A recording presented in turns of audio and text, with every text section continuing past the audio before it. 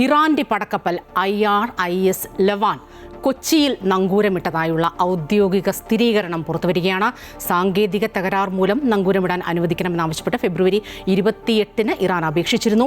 ആ അപേക്ഷ പരിഗണിച്ചാണ് കൊച്ചിയിൽ നങ്കൂരമിടാൻ അവസരം നൽകിയത്. ഈ കപ്പലിൽ 183 ജീവനക്കാരുണ്ട്.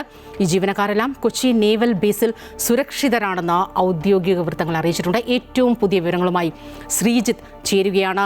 ശ്രീജിത്ത്, വിശാഖപട്ടണത്ത് സംയുക്ത സൈനികാഭ്യാസത്തിൽ പങ്കെടുത്ത് മടങ്ങിയ IRIS ദേന എന്ന കപ്പലിൻ്റെ കാര്യം നമ്മൾ കണ്ടതാണ്.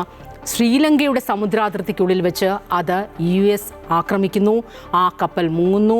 32 പേരെ രക്ഷപ്പെടുത്തി. ബാക്കിയുള്ളവരെ കുറിച്ച് 87ഓളം പേരുടെ മൃതദേഹം കണ്ടെടുത്തു. ബാക്കിയുള്ളവർ എവിടെയെന്ന് സംബന്ധിച്ച് ഇനിയും ഒരു വിവരവുമില്ല.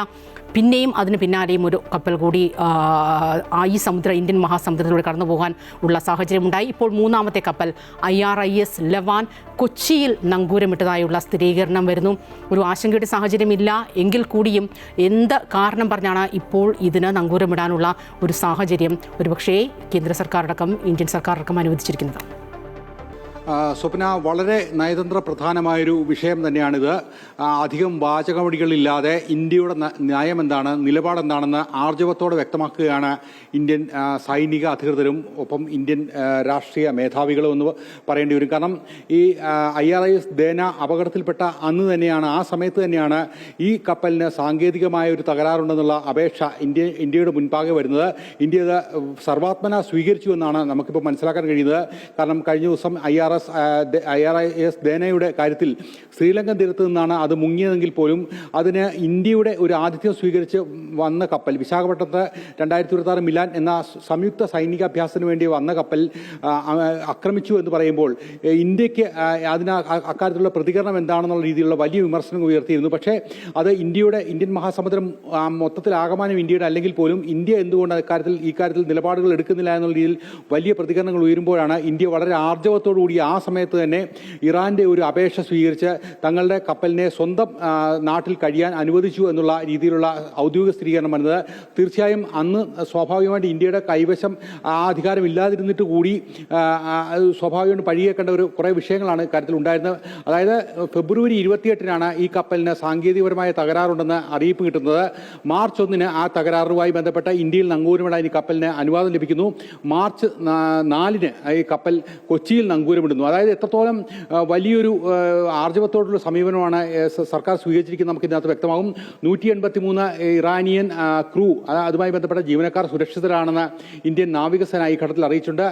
IRIS ലവാൻ എന്ന കപ്പലിന്റെ സാങ്കേതിക തകരാർ ഉണ്ടായതാണ്. അത് കപ്പൽ ഇപ്പോൾ സുരക്ഷിതമായി ഇന്ത്യൻ സമുദ്രാതിർത്തിയിൽ അല്ലെങ്കിൽ കൊച്ചിയിൽ നങ്കൂരമിടാനുള്ള പൂർണ്ണമായ ഒരു കാര്യമാണ്, അവകാശമാണ് നൽകിയിരിക്കുന്നത്. സ്വാഭാവികമായിട്ടും കഴിഞ്ഞ ദിവസങ്ങളിലുണ്ടായ അപകടത്തിൽ ഇന്ത്യ നേരിട്ട് പങ്കാളിത്തം അല്ലെങ്കിൽ പോലും കുറേ പഴികൾ ഇന്ത്യക്ക് കേൾക്കേണ്ടി വന്നിരുന്നു. പക്ഷെ അതിലൊന്നും ഒരു വാസ്തവമില്ലെന്നും സ്വാഭാവികമായും ഇന്ത്യയോട് അപേക്ഷിക്കുന്ന ആർക്കും ഇന്ത്യ അത്തരത്തിലുള്ളൊരു സൗകര്യം നൽകുന്നതാണെന്ന് തെളിയിക്കുന്നതാണ് ഇന്നത്തെ ഈ ഒരു നിലപാടുകൾ. കാരണം കഴിഞ്ഞ 4 ദിവസമായി, അതായത് മാർച്ച് 4-ന് തന്നെ ഈ കപ്പലിന് നങ്കൂരമിടാൻ അവസരം ലഭിച്ചതാണ്. നേരത്തെ ദേനയുമായി ബന്ധപ്പെട്ട വാർത്തകൾ നമ്മൾ കണ്ടതാണ്. കാരണം 32 പേരെ രക്ഷിക്കാൻ ലങ്കൻ നാവികസേനയ്ക്ക് സാധിച്ചിരുന്നു. സ്വാഭാവികമായിട്ടും ഇന്ത്യക്ക് അകമ്പടി സേവിക്കേണ്ട ഒരു സാഹചര്യമൊന്നും ആ ഘട്ടത്തിൽ ഇന്ത്യൻ മഹാസമുദ്രത്തിൽ ഉണ്ടായിരുന്നെങ്കിൽ പോലും ഇന്ത്യയുടെ ഒരു ആതിഥ്യം സ്വീകരിച്ചു വന്ന കപ്പലായിരുന്നു ഇറാനിയൻ കപ്പൽ. പക്ഷേ ഇന്ത്യയുടെ ആതിഥ്യം അപേക്ഷിച്ച അല്ലെങ്കിൽ ഇന്ത്യയോട് സഹായം അപേക്ഷിച്ചവരെ ഇന്ത്യ പരിഗണിച്ചു എന്ന് തന്നെയാണ് ഈ ഒരു പ്രധാനമായ നയതന്ത്ര നിലപാടിലൂടെ ഈ ഘട്ടത്തിൽ ഇന്ത്യ വ്യക്തമാക്കിയിരിക്കുന്നത്. ഇന്ത്യക്ക് സ്വന്തമായ നിലപാടുണ്ട് എന്നുള്ള വ്യക്തമായൊരു മറുപടി നൽകൽ കൂടിയായി നമുക്കിതിനെ കണക്കാക്കാൻ കഴിയും. എന്തായാലും INS ലവാൻ തീർച്ചയായും ശ്രീജിത്ത്, അങ്ങനെ തന്നെയാണ്. എല്ലാ കാലവും ഇത്തരം പശ്ചിമേഷ്യൻ സംഘർഷങ്ങളിൽ പ്രത്യേകിച്ച് ഇന്ത്യ അത്തരത്തിലുള്ള ഒരു നിലപാട് തന്നെയാണ് എടുത്തിട്ടുള്ളത്. ഒരേ സമയം ഈ പറഞ്ഞതുപോലെ ഗൾഫ് രാജ്യങ്ങളിലെയും അല്ലെങ്കിൽ ഇസ്രയേൽ പ്രധാനമന്ത്രി ബെന്യാമിൻ നെതന്യാഹുവുമായും അല്ലെങ്കിൽ അമേരിക്കൻ പ്രതിനിധികളുമായും ചർച്ച നടത്തുന്ന അതേ സമയത്ത് തന്നെ അയത്തുള്ള അലി ഖംനേയിക്ക് അനുശോചനം അറിയിക്കുന്നു.